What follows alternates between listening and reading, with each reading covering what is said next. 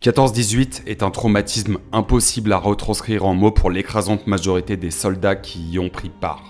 Jamais une guerre n'aura autant éprouvé de jeunes gens, plongés au fin fond de leurs tranchées, essayant simplement jour après jour de survivre, tout en faisant leur devoir du mieux qu'ils le pouvaient. Si chacun d'entre eux mérite le nom de héros, un tout petit nombre a été transcendé par cette expérience. Des diables jaillis des entrailles de la terre pour déchaîner les enfers autour d'eux. Ces démons ont sauvé des vies, maintenu le moral de leurs frères d'armes et rejeté la peur dans la tranchée d'en face. Oui, on va parler de gens pour qui la peur est une notion assez abstraite. Dans cette vidéo, on va s'intéresser à 5 soldats trop peu connus de la Première Guerre mondiale et qui ont fait faire des cauchemars à leurs ennemis. C'est littéralement le cas pour le premier de notre liste, Francis Pega-Magabo, le fantôme des tranchées. Francis Pega-Magabo est né dans ce qui est aujourd'hui la réserve de la Première Nation Shawanaga en 1889. Il grandit dans la bande indienne de Parry Island. En tant que ressortissant des ethnies aborigènes, il n'est pas considéré comme citoyen du Canada. Avant la Première Guerre mondiale, Pega-Magabo travaille comme marin-pompier pour le département de la marine et de la pêche, sur les Grands Lacs. C'est à ce moment-là que quelqu'un lui aurait donné une petite amulette censée le protéger du mauvais sort. Francis s'enrôle 9 jours après que le Royaume-Uni soit entré en guerre en août 1914. Après sa formation, il commence à servir dans le saillant d'Ypres en février 1915. Là, son unité subit les premières attaques allemandes au gaz de combat. Ses supérieurs découvrent rapidement que Francis présente une combinaison extrêmement rare de qualités. Un tireur d'élite hors pair, un as de l'infiltration et de la reconnaissance, et une capacité à garder un calme impérieux en toutes circonstances.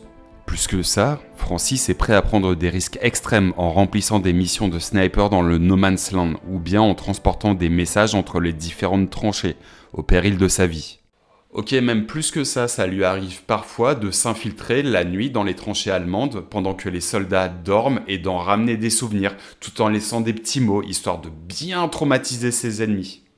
Ainsi, Pega-Magabo devient rapidement le fantôme des tranchées, la mort invisible, qui cueille les soldats allemands à tout moment, l'œil qui voit tout, l'ombre qui hante leur nuit. En mars 1916, il est recommandé pour la Distinguished Conduct Medal. Il a porté des messages avec beaucoup de bravoure et de succès pendant toute la durée des actions à Ypres, Festubert et Givenchy. Dans tout son travail, il a toujours fait preuve d'un mépris du danger et sa fidélité au devoir est tout à fait louable.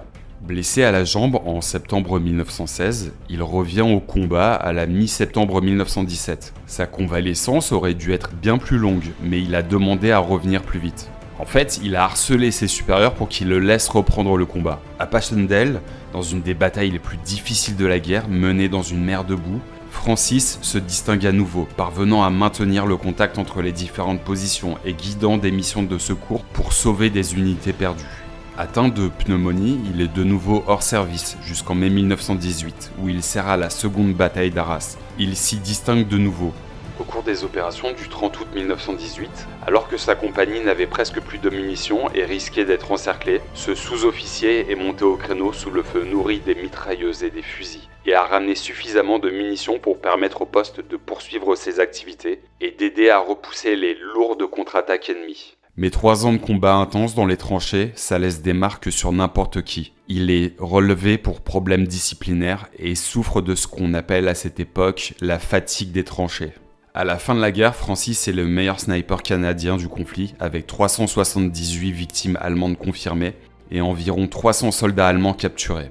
Il est l'un des 39 soldats du corps canadien à recevoir la médaille militaire avec 2 agrafes, autrement dit à 3 reprises.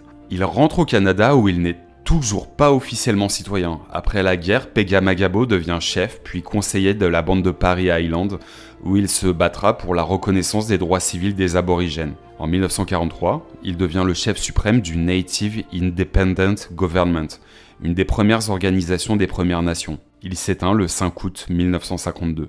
Un homme qui s'est battu toute sa vie donc, comme le second de la liste. Enfin, la seconde, Milunka Savić, la Dame des Ténèbres. Née vers 1890, dans un petit village serbe, Milunka Savić grandit à la campagne, où elle garde les moutons et s'amuse avec les autres enfants à viser divers objets avec une pierre. Dans plusieurs entretiens journalistiques après-guerre, elle explique que son habileté à viser avec des grenades vient de là. Elle s'engage d'abord dans les guerres balkaniques, déguisée en homme sous le nom de Milun Savic, prenant l'identité de son frère. Elle s'y bat contre les Turcs puis contre les Bulgares. Son identité est révélée en 1913 lorsqu'elle est blessée au combat. Les infirmiers qui l'inspectent se rendent compte qu'ils ont affaire à une femme, et là j'imagine les gars qui doivent se dire « Attends, quoi ?» Bon, toujours est-il que lorsque son sexe est révélé, on se demande ce qu'on va bien pouvoir faire d'elle. Les femmes ne sont alors pas acceptées en tant que combattantes dans l'armée. Néanmoins, au vu de ses états de service et du soutien de ses camarades qui ne veulent surtout pas se séparer d'une telle combattante, on lui accorde le droit de rester au combat. Et elle participe à la Première Guerre mondiale en tant que caporal dans le prestigieux régiment de fer de l'armée serbe. Fin 1914, la situation est indécise sur le front des Balkans, entre l'armée austro-hongroise qui a réussi à repousser l'armée serbe et saisir la capitale Belgrade, mais en souffrant d'énormes pertes, et son ennemi, sous-équipé et en manque de munitions. Arrive la bataille décisive de Kolubara, où l'armée serbe stoppe l'armée austro-hongroise. Pendant cette bataille, Milunka Savic attrape un sac de grenades, traverse le no man's land d'un courant, saute dans une tranchée autrichienne et y fait 20 prisonniers. 2 ans plus tard, en 1916, elle remet le couvert à la bataille de Tcherna contre la Bulgarie. Et elle y fait 23 prisonniers. Milunka est décorée de l'étoile de Karađorđe, la plus haute distinction militaire serbe, et de la médaille de chevalier de la Légion d'honneur. Néanmoins, le front serbe s'effondre et l'armée doit faire retraite jusqu'à la côte albanaise. Pendant les combats de cette retraite, Milunka est blessée 7 fois. Ce qui reste de l'armée est évacué et Milunka, ainsi que son unité, deviennent une brigade serbe incorporée dans l'armée française. Une histoire raconte qu'un officier français, refusant de croire qu'une femme pouvait se battre, aurait pris une bouteille de cognac de 1880, l'aurait placée à 40 mètres et aurait dit à Milunka que si elle pouvait l'atteindre, elle pourrait avoir les autres 19 bouteilles de la caisse. Ça ne prend à Milunka qu'un seul tir pour avoir la bouteille. Jusqu'à la fin de la guerre, son unité se bat dans les Balkans, dans l'armée alliée sur le front de Salonique. Après-guerre, n'étant jamais allée à l'école, Milunka travaille comme femme de ménage dans des banques, ainsi que dans les bars de Belgrade. Elle cumule des petits emplois. Elle donne naissance à une fille et après avoir divorcé, en adopte 3 autres, dont une mentalement handicapée. Elle a également aidé une trentaine d'enfants à se scolariser, la plupart originaires de son petit village. Lors de la Seconde Guerre mondiale, elle aide les membres du mouvement antifasciste en les dissimulant dans sa maison à Belgrade et en leur fournissant des médicaments. Certains médias serbes affirment qu'elle fut retenue dans un camp de concentration nazi à Belgrade, bien qu'aucune preuve n'en ait été retrouvée. Elle retombe petit à petit dans l'oubli, jusqu'en 1964. Cette année, on célèbre le cinquantenaire de l'entrée en guerre de la Serbie, et elle s'y présente avec une constellation de médailles.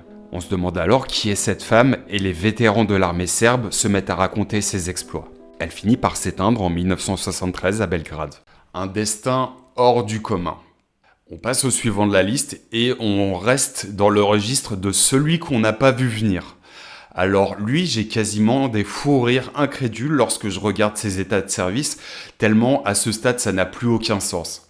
Je parle évidemment d'Albert Séverin Roche, le premier soldat. Né à Réauville dans la Drôme, Albert est le fils cadet d'une famille de cultivateurs. En 1913, à tout juste 18 ans, c'est avec le sourire qu'Albert se présente pour son service militaire. Il veut en être. Il sera pourtant recalé.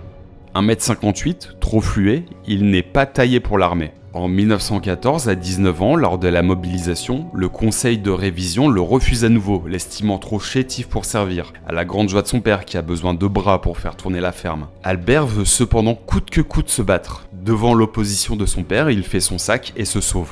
Il se présente au camp d'instruction d'Allan, qu'il affecte au 30e bataillon de chasseurs, de l'infanterie légère traditionnellement spécialisée dans les opérations de reconnaissance et d'escarmouche.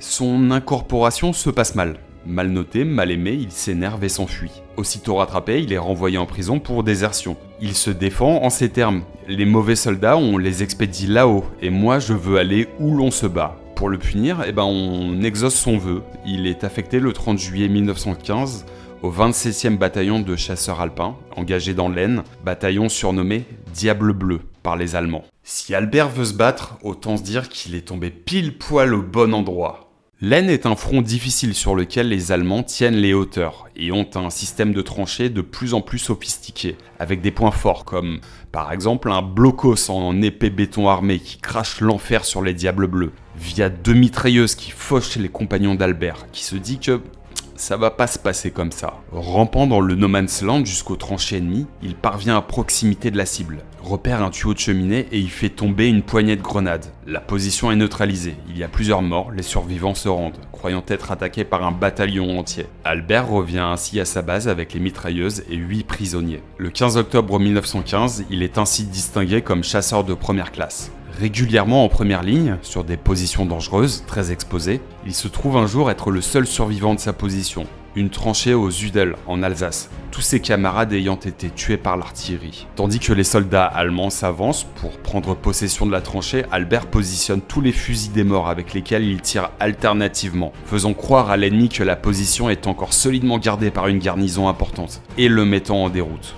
Volontaire pour des missions de reconnaissance dangereuses, il est un jour fait prisonnier avec son lieutenant blessé. Isolé dans une casemate lors d'un interrogatoire, il parvient à maîtriser et tuer son interrogateur, dont il a subtilisé le pistolet, et faire prisonnier l'officier allemand dans la pièce. Alors, me demandez même pas comment, ça dépasse tout simplement ce que mon cerveau est capable d'imaginer. Pour aller au bout des choses, il fait 42 prisonniers, met son lieutenant blessé sur le dos, et toute la petite équipée rentre bras dessus, bras dessous jusqu'aux positions françaises. Passe à l'un des chapitres les plus tragiques de l'armée française. Lors d'une offensive de la bataille du Chemin des Dames, son capitaine est grièvement blessé et gît entre les lignes. Si vous connaissez le Chemin des Dames, vous savez que courir jusqu'à son capitaine pour le mettre sur son dos et repartir, ce n'est pas une option. Les positions allemandes sont si fortes, la défense si acharnée, que tout ce qui bouge entre eux et les positions françaises se fait hacher directement. Albert rampe alors sous le feu, au péril de sa vie, pendant 6 heures pour le rejoindre. Il découvre son capitaine conscient mais incapable de bouger.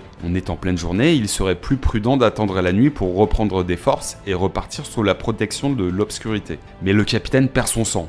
Et Albert repart vers les tranchées en rampant, entraînant son capitaine dans la boue le plus vite possible pour sauver sa vie. Il a mis 6 heures pour atteindre son officier, il en met 4 pour le ramener avant de le confier au brancardier. Épuisé, il s'endort dans un trou de guetteur. Il est réveillé par une patrouille qui le prend pour un déserteur. Abandon de poste sous le feu, fusillé dans les 24 heures. Malgré ses dénégations, sans témoin, et en période de mutinerie, il est envoyé au cachot, en attente de l'application de la sentence. Il écrit alors à son père. Dans 1 heure, je serai fusillé, mais je t'assure que je suis innocent. Il est emmené au peloton d'exécution qui s'apprête à faire sa besogne lorsqu'une estafette l'interrompt. Le capitaine est sorti juste à temps du coma et apporte son témoignage le disculpant. Le 3 septembre 1918, le chasseur Roche est nommé chevalier de la Légion d'honneur avec la citation suivante. « Chasseur dont la bravoure est légendaire au bataillon, fait preuve dans les circonstances les plus difficiles d'un mépris absolu du danger. Conserve un calme absolu aux moments les plus critiques. Donne à ses camarades l'exemple de l'entrain, exalte leur courage, et pour ses chefs un auxiliaire précieux, médaillé militaire pour fait de guerre. » Au cours du conflit, il a été blessé 9 fois et a fait 1180 prisonniers à lui tout seul. Le 27 novembre 1918, il est présenté au balcon de l'hôtel de ville de Strasbourg par le généralissime Foch, devant une immense foule en liesse en ces termes. « Alsaciens, je vous présente votre libérateur, Albert Roche. C'est le premier soldat de France. » Le 11 novembre 1920, il porte avec 7 de ses camarades le cercueil du soldat inconnu, lors de la cérémonie à l'Arc de Triomphe. Il retourne ensuite chez lui à Valréas, dans le Vaucluse, où il travaille modestement comme cantonnier, se marie et devient pompier volontaire. En avril 1939, il est renversé par une voiture à sa descente d'autocar. Transporté à l'hôpital d'Avignon, il y décède le 14 avril, à l'âge de 44 ans. Une fin douce amère pour Albert, mais au final, ce petit gars, haut comme 3 pommes, est devenu l'un des plus grands soldats de toute l'histoire de France. Pas mal pour un gars qu'on jugeait trop chétif pour l'envoyer au front. Pour le soldat suivant, on passe de l'autre côté des tranchées, dans les rangs allemands, pour Ernst Junger, le soldat philosophe. Ernst Junger est l'aîné d'une famille de 5 enfants, fils d'un pharmacien et chimiste. Ernst se révèle assez vite rétif à la discipline scolaire.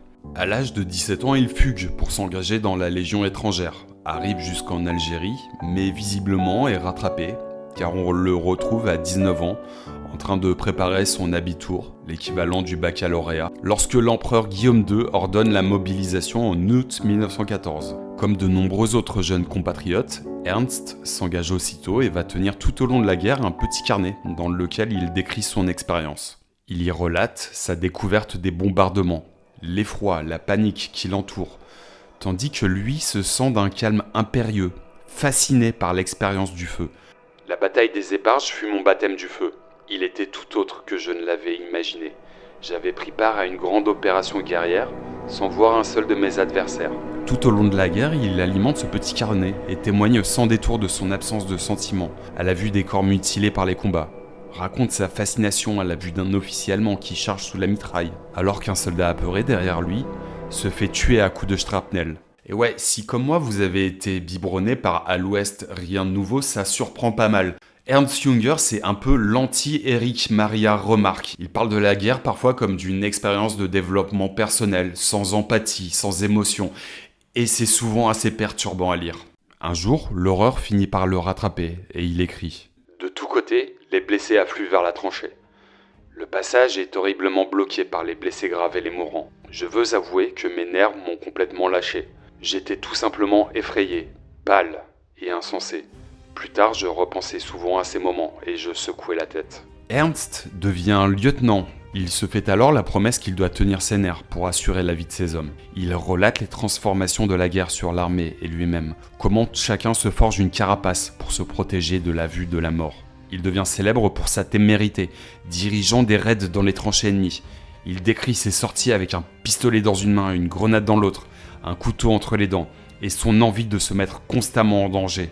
Soit je m'enrichis d'une nouvelle expérience inestimable, soit je meurs. Ses écrits révèlent également une autre facette de son personnage, et il maudit les destructions infligées à la France et les effets de la guerre sur les civils. Affecté à la bataille de la Somme, il s'y distingue par de nombreux faits d'armes en affrontant les troupes de choc canadiennes. Il repousse une énorme offensive anglaise avec 24 hommes.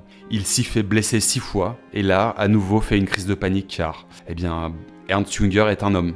Officier des Sturmtruppen, des unités d'élite chargées de missions d'assaut et d'infiltration particulièrement dangereuses, il participe à l'opération Michael, l'offensive du printemps 1918. Il y raconte comment, après que son unité ait quasiment été décimée par l'artillerie britannique, il déchaîne les enfers à la tête de sa compagnie.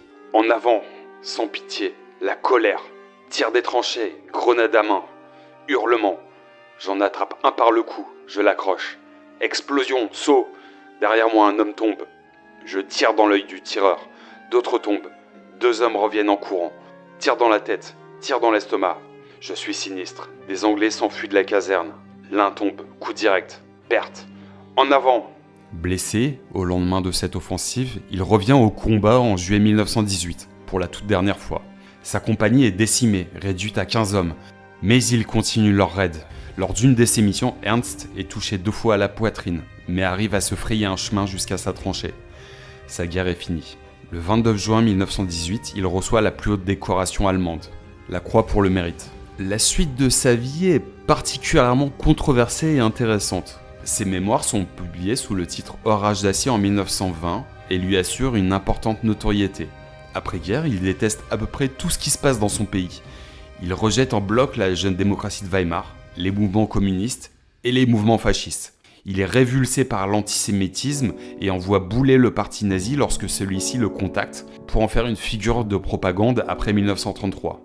Mobilisé en 1939, il participe à la campagne de France, puis reste dans l'état-major allemand dans Paris occupé. Pendant toute sa vie, il écrit des dizaines et des dizaines de romans et d'essais, explorant la philosophie et l'âme humaine. En 1982, Ernst Junger reçoit le prix Goethe, le prix littéraire le plus prestigieux en Allemagne.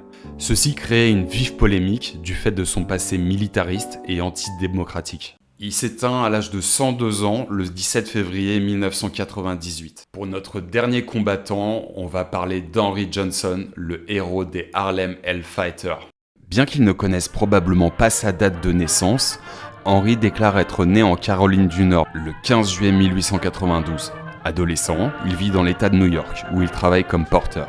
Henry Johnson s'engage dans l'armée américaine le 5 juin 1917, rejoignant le 369e régiment d'infanterie de Harlem, composé uniquement de Noirs. L'arrivée du régiment en France est légendaire. Il débarque à Brest, puis défile sur une version jazz de la Marseillaise. Sur le continent, le régiment d'Henry est relégué à des tâches d'entretien, comme creuser des latrines, et ne reçoit pas de vrai entraînement au combat. Bien que le général en chef John Pershing soit venu en France avec la ferme intention de conserver l'autonomie de l'armée américaine, il n'hésite pas à prêter le 369e à l'armée française. Il semble que les régiments noirs aient subi un harcèlement considérable de la part des soldats blancs américains qui refusent de se battre à leur côté, et même un dénigrement de la part du quartier général de l'American Expeditionary Force, qui va même jusqu'à publier un pamphlet qui met en garde les autorités françaises contre la prétendue nature inférieure et les tendances supposées des troupes afro-américaines à agresser les femmes. Recommande aux troupes françaises de ne pas leur serrer la main, de ne pas partager de repas avec eux, ou de trop les récompenser.